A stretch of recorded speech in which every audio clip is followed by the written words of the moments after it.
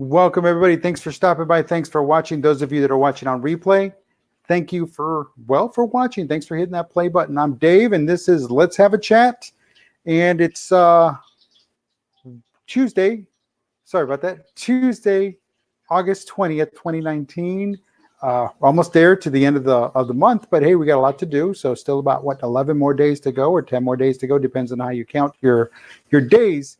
But today is Tuesday, and it's all about leadership in the news. And today I want to talk a little bit about Hong Kong.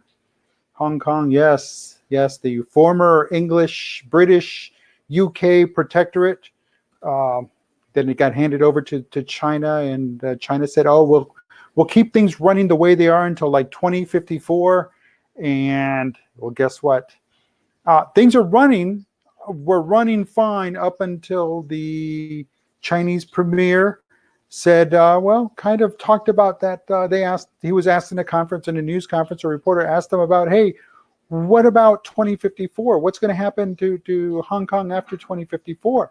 And, well, he said it could possibly continue going the way it was. Not being certain, not being definite as to that it will continue, it's that it may. And that's kind of what exacerbated or started the ball rolling, and then it just grew, and now it's really pretty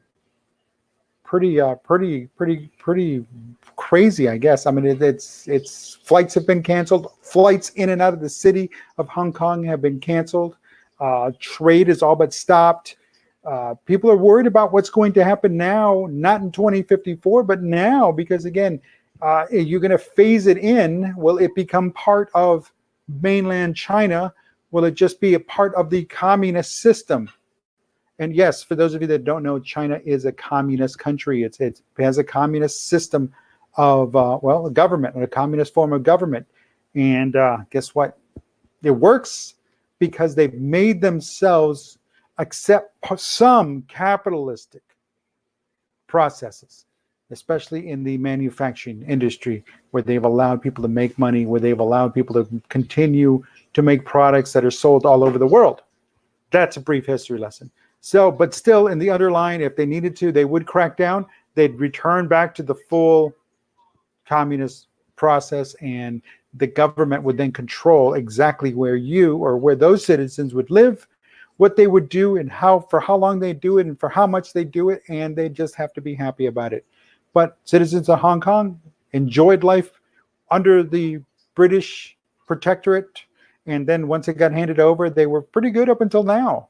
And it's going to be interesting. So they really are scared for their freedom, the freedom that they were given, the freedom that they believe they were going to have, and the freedom they believe they should still continue to have. But the reality is, it might not turn out that way. So that being said, what needs to be done?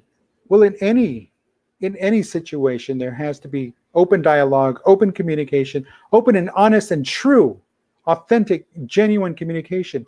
It's when one side just finds themselves that, hey, they don't have to worry about what the other side says. Why?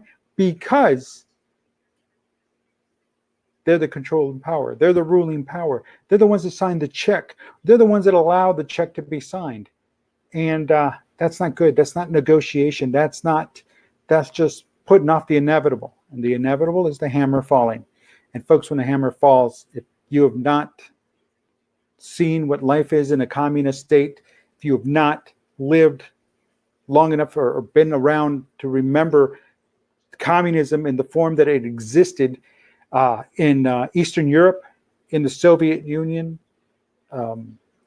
it's not a pretty sight.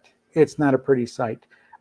Having been to Berlin when it was a divided city, West Berlin, and into East Berlin, yes, it was the showpiece of the Warsaw Pact. It was the showpiece of communism, but it still was very gloom, very gray, very just downtrodden, very beat. And how do you lead people like that? How do you make people buy into that system? Well, what they did is through fear and intimidation, and a little organization known as the Stasi, and I'm talking about East Germany, the Stasi, the state security, the Ministry for State Security. And at one point, they just about had everybody reporting on everybody else, ratting each other out. What kind of life is that? It's not. Because again, that mindset of control, and we control and everybody else has to follow. And that's not how it works. That's not true leadership. That's dictatorship. That's tyranny. That's not freedom of choice. So something to think about there. So China, Hong Kong is, something's going to happen. It might not be good, but you never know. It might not, we might get something we might not be expecting. Then again, we could be getting a taste of, this is worth fighting for. And that communism is not the way to go. Socialism is not the way to go. But again, somebody has to step up and lead, and somebody has to not be afraid to say, you know what, maybe you're right. So it's all about negotiation. It's all about communication. It's all about ensuring that everybody gets a win-win. Folks, I'm Dave Guerra. This is the late edition of Let's Have a Chat. It is Tuesday, August 20th, 2019. Until tomorrow, have a great evening. I will talk to you then. Take care. Thanks.